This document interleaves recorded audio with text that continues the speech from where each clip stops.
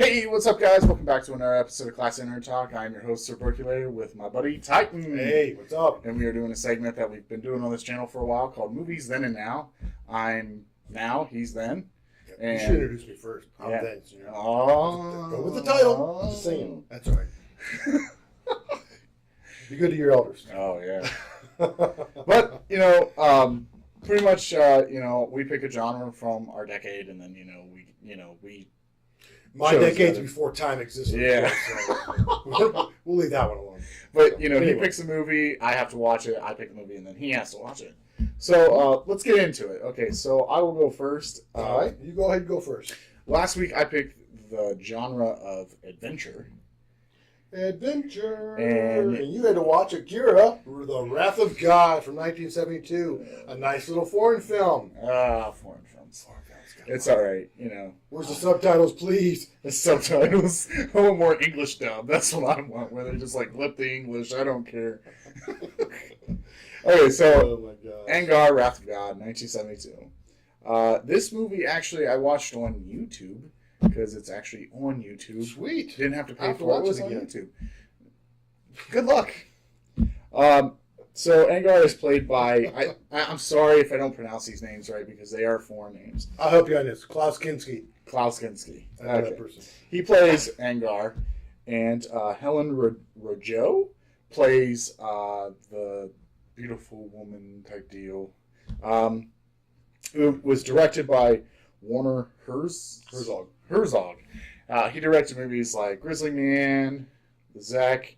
He actually played the Zek and Jack Reacher, the movie. Cool. And it actually would be pronounced Werner since it's German. Oh, yeah, Werner. Yeah. Werner. Okay, so this movie is actually based about Aguirre is a ruthless conquistador that is going through the Amazon jungle, trying to get to the road to El Dorado, which El Dorado is the city of gold. City of gold. So got a map somewhere, I think. He said, "Hey, I'm going there." Yeah. So he, So this movie, how I felt about it was, I thought it was, like it wasn't something to be amazing over. But I will say there is some really good things about this film. Number one, I would have to say, is the environmental shots. Like me and you were talking, it was shot on set of where it was. On site, yeah. Yeah, on site. So, very, very, you can kind of see the jungle. It's really beautiful shots, very sad. The music is really original. It was just an original soundtrack. I really like that. But this movie kind of falls off, in my opinion. The reason why is because the dialogue is kind of boring. And then it takes a while to get to the action. And then once the action happens, I wasn't satisfied. It wasn't like Sergeant York when, you led up to the dialogue and then the action happened and you were satisfied. This one was like, I want to literally put bleach in my eyes. That's bad. Please don't do that. Don't do that. Warning, don't do that. Watch this, kids. Don't do it. There'll be no demonstrations tonight, folks. Oh, my gosh. But that bad. Well, it just took too long, the dialogue, and it was kind of boring to me. I don't see why most people like it. Like, this movie got an 8 out of 10 on IMDb and all that, so I was excited for it. And it was a foreign film, so I expected it. And it was in Spanish most of the time. But the thing was I really wasn't entertained through the whole movie, so it kept to the point where I was starting to doze off sometimes. And then I have to wake myself up and force myself to watch it. And when I'm falling asleep... If you weren't doing this at 1 a.m, you wouldn't fall asleep. Tell folks. Well, actually, comment below. Tell us. I was actually doing it at 3 p.m., 3 p.m., 5 p.m., something like that. Yeah, after working. Yeah, after working. But the thing was I just wasn't entertained. It just didn't keep my focus, and it wasn't something that I really enjoyed. I thought it was a beautiful movie, though. Yeah, I mean, and that's the big thing. It was filmed on location in the Peruvian rainforest along the Amazon, and I think it was a 5-week film. And Klaus Kinski and the director Werner Herzog fought the entire time because he thought his character should be one way, and the director said no, it should be this way, and they went back and forth the entire time. And that might have been part of the reason why it was a struggle with it, even though it was a minimalist in the language. I think they were looking along the art lines of an art film. Yeah. So, like you like to, as you call them, that they wanted to show the spectacular place, and and then what was going on and their journey through this jungle to get to this place, as opposed to yakety yak the whole time. Yeah. We didn't want to chatterbox. It kind of reminds me of how I feel with Avatar, the Blue People movie. Oh yeah. Great visuals, just not. The story wasn't there. Yeah. You kind of felt like it was just fell off. You really didn't care too much for the film. Cliches. And also, too, is it got to a point, too, is when you have an artsy film like that, it's really hard, especially when it's a foreign film, that you're reading all the time. Well, I think, too, and you might agree with me, and some of our audience might agree with this. When you think about an arts film, at least I always did, I tend to think of foreign films more so than American films. Mm-hmm. I mean, granted, you've shown me some over the years here, and some that I've watched that, yeah, they do make some here in America, and they aren't too bad. Some of them aren't too good. But to me, it seems like the cinematic experience, or what the directors are trying to film in the foreign countries, more along the lines of the art and the action of the art, as opposed to the storyline. Where here in America, if you're going to watch a good movie and you don't want to think about today's action and special effects, the story is what drives it. Well, and I'm a huge fan of foreign films, but the problem that I had with this was, it didn't entertain me enough. Some of the foreign films I really like, I actually recommend a lot of foreign films, like Oh Boy, to Let the Right One In. Those are great, great foreign films. Yeah. But the thing was, this one I felt didn't really entertain me enough. Now, there was one part that I really loved about the movie, was they were traveling through this small canyon in the Amazon, and they had this cannon with them. Oh, and it falls, and it shoots, and it breaks a bunch of trees. And I laughed. I was like, "That's pretty funny," because try picking that back up. Yeah, and then just kind of left it like, "Yep, we're good here," But overall, if I had to rate a movie out of 10, I would have to rate it probably a 7. Ooh, that's actually higher than I thought you would. Just because I do like the visual shots, but it's an all right film. It's not great. Overall dialogue, I would rate probably 4 or 3. But the movie, the story wasn't there. What makes up the movie, in my opinion, for the terrible dialogue and the terrible story that's happening is the visual shots and the music. Yeah. I really thought that was great. So if somebody wants to see cinematic at its best for a view, visual effect, or actually just the visuals, and or a good soundtrack, it'd be worth a look. I'd recommend this, or at least watch part of it. Yeah, or just YouTube. Just hit the skip button. Oh, here's a scene. We're gonna watch it. Yeah, watch that for 30 seconds. Nope, what's going? But so we've done that. You picked the genre of what is it? Drama. And I picked drama. I hate drama. I picked one of the movies that I hate drama. Why did I pick drama? I don't know. Okay. But I picked a movie that was so dear to my heart. It's one of those hidden gems that I really, really, really think that should have got more recognition, and I think it's Find Me Guilty with Vin Diesel. And I think the reason I did go ahead with drama is because it's comedy drama, or is it drama comedy? It's like a drama. I don't know which way you put that into the genre, but it's comedy drama or whatever. It was a pretty good movie. Vin Diesel with hair. Can you guys imagine that? Vin Diesel with hair. And actually, it's probably more than mine. So I was kind of amazed. I like Vin Diesel. He's pretty cool. Yeah.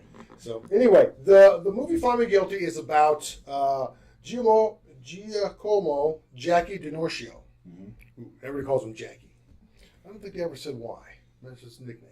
Could have been when he got probably just it was just too long or something. Could have been. Anyway, it's a movie about the crime syndicate. He gets busted on a small drug charge, doing a 30-year sentence, and they come back to him and they say, "Well, we want you to turn state's evidence," or however they said it. Probably didn't say it that way. "We want you to snitch on your family and friends, and we want you to do it so that we can put them all behind bars, an entire family." And so he's like, "There's no way. I'm not going to do it. I mean, just do the whole thing." And I'm not going to use the language he uses, but he just says he's not going to. Way that he's going to do it. And so then fine, we're going to try in there with the rest of them. So when it comes time for the court trial, which is really good because Sidney Lumet did this, which of course before we know that he did 12 Angry Men, so he knows how to do court trials. Yeah. Plus he's done a few other movies as well that didn't have court trials in them. Very well done. And the best part of the whole thing is you find out in real life Jackie fired his lawyer. He represented himself. So I thought that was really cool. Now, a little bit of his gag stuff, because he said he wasn't a gangster, he was a gagster. And I don't know if it's the way that Vin Diesel did it, or it just, to me, was kind of like a turn-off every time he would say that or do that. Other than that, I mean, to me, that was probably the only takeaway of the movie at all. I thought it was very well done, laid out. Peter Dinklage, which you like, he plays in Game of Thrones. Yep. Which you're another fan of that show. He's in there. He's the main lawyer for the crime boss, and he keeps trying to coach Jackie, saying, "Hey, you got to do this, you got to do that. Quit doing this, quit doing that." Because he starts out, telling jokes and trying to make fun of things, which at first he gets the jury to laugh, and then they're kind of like, I don't think that was a little too far.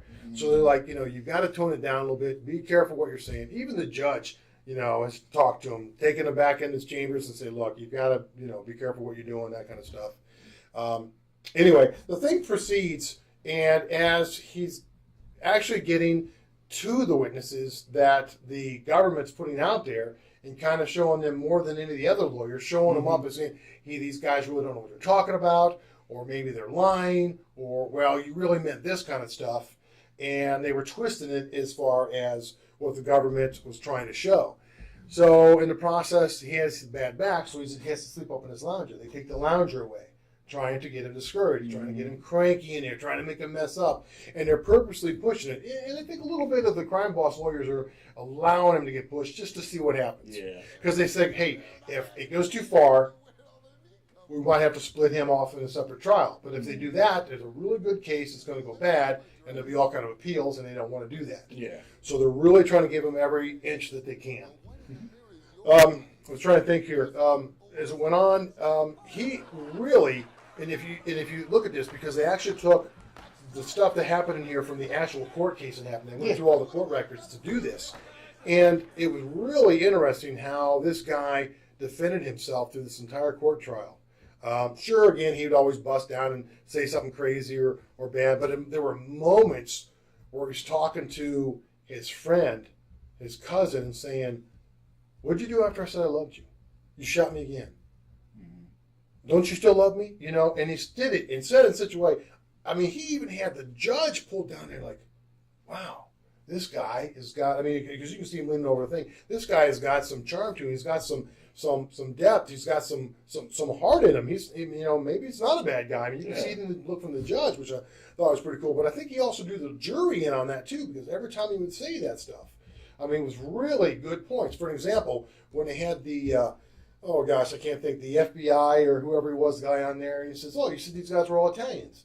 What if it was the Jews, or what if it was Irish or whatever? He's kind of doing all these different things. Well, did they all have dark hair? Did they all do this? And just kind of twisting around, not only making a mockery of it, what he said, but close to it. And I thought, wow, that was really good stuff. He always had a lot of good points, especially when he wasn't trying to make the jokes. I thought. So I found the movie really well. I would probably rate this out of a 10. I would give it. I'm trying to think if I should give it an 8 or a 9. I would probably give it a 9, just because I really enjoyed the courtroom drama, the battle, the going back and forth, the conversations everybody had, and actually the depth that it gave Vin Diesel in this show. Yeah. And I actually read somewhere too, in some of the side notes, that him and Sidney Lumet actually hit it off, and Sidney Lumet said he was, and this was before he did, I think he did before he did Fast and Furious, maybe something about, and I forget how he worded it, something about a furious actor or something along those lines. Whatever the words were, it really stunned me. Like, I thought, wow, he went after that, he went right into Fast and Furious, and it's like, hey, it fits. It does fit. So, but yeah. So, the reason why I picked this movie for you was because I watched it when it first came out. Well, actually, I didn't. I wanted to go watch it when it first came out. A guy that I worked with at Kroger's actually was like, hey, we should go watch this film. Oh, okay. And I was like, oh, okay, because Vin Diesel with hair, where are you going to find that? That's what I just said. At that time, Peter Dinklage wasn't really too famous at that time. But I'm a really, I love films like this. I consider it like the hidden gem, because it's so well done that I want to watch it after you talk about it. Yeah, I think, and if I'm not mistaken, I don't think it did very well at the box office. Yeah, It's one of those ones that did people pretty kind of bad. find afterwards and pick up. Hey, this is pretty good. You go tell your neighbor, hey, I watched a good movie. Have you ever heard of Yeah. Find Me Guilty? No, what's that? Yeah. You So, know, and- but the thing was the guy opted out and decided we didn't go. But for some odd reason, I really wanted to watch that movie for so long until 2000 and I think 8 or 7. I finally got around to watching it You mean you on video? on DVD. DVD? Yeah. Probably 8 Yeah. because it was usually, well, it could be 7. It takes a year or 2 to come out. But Yeah. So I watched it and I was like, I love this movie. This movie is great. And I use one of the quotes that Jackie uses like most of the time when someone talks about a jury. You know, Oh, yeah. I always say, a laughing jury ain't a hanging jury. Yeah. And that's how the movie starts out because they talk that way because when he first had them laughing, they were laughing. It was funny. And then he did some very crude jokes and the jury wasn't laughing at that point. So at that point, they're kind of like, that's when they got the mixed feelings about that whole thing. So it was like, you know, and it's a big court case. It was like one of the biggest court cases we had here in American history. Yeah, it was the biggest one against mafia, and it was I think it has a record because it was like the entire family, from my grandfather to uncles, and I mean just the whole room was full of all these guys. Well, the movie shows like, you know, all those people in there. There's like a huge courtroom full of just like a whole bunch of a whole bunch of defendants, you know, defending against it. That and you know the thing was I really liked this film, so I was like, you know what? And I've been thinking about this film for a while. When you said that, I was like, I'm gonna let you watch Find Me Guilty. So I'm glad that you liked it. I did. I actually found it good. I mean, it'd be worth sitting down and watching it again, especially with somebody like you, so we talk about it. You know, because and that's kind of like what I like about some movies like this is that after you've seen it once or twice, you could actually go sit down with somebody you know. That way you could talk through it, but yet you don't miss anything because oh, hey, remember that? You know, you're talking about stuff and looking at things, and it makes it enjoyable. And I'll tell you, like, you know, when you used to always talk about, you know, playing and doing gaming and stuff like that on the one website and stuff, I always spend time playing games with your kids, you know, because as an adult, when my kids are growing up, I always want to spend time with them. And I always thought, okay, hey, I like games. They like games. Let's do it together so we can laugh and have fun. Same thing with movies. You get with your friends, you get with your kids, you get with family, and you watch something enjoyable where you can sit and laugh and talk about it and have a good time. And that's one of the most important things in life, I think. True. All right, so next week we will have a new film. I picked the genre of Western, and Titan's making me watch... Once Upon a Time in the West, 1968. Okay.